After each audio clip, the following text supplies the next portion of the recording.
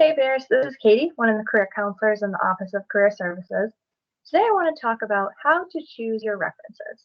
So when you go to apply for an internship or a full-time job, they often will ask you for a list of references.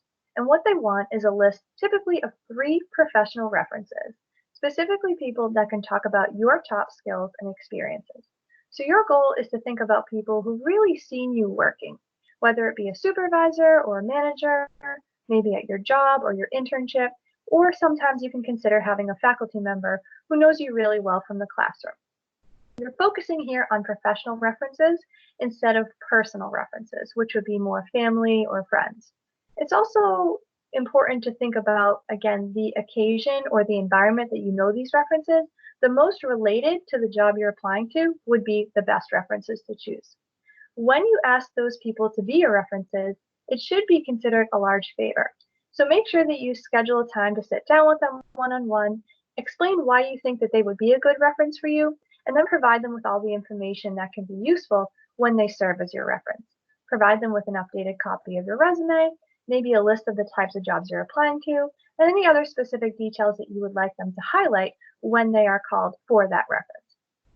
Typically, the employer is going to contact your references later in the process once they've actually interviewed you and maybe you're one of the final candidates who they're considering hiring.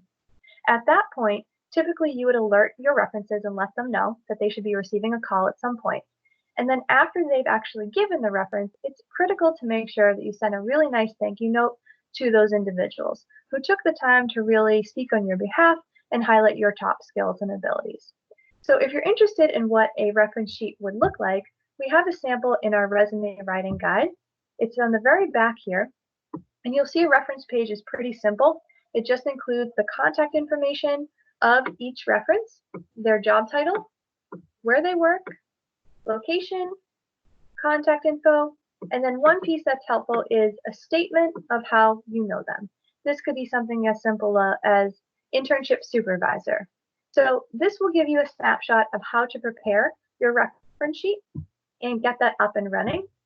And if you have any other particular questions, you're welcome to schedule an appointment with Career Services to go over this process one-on-one. Just give our office a call. We'd be happy to sit down and talk you through it. Thanks. Have a great day.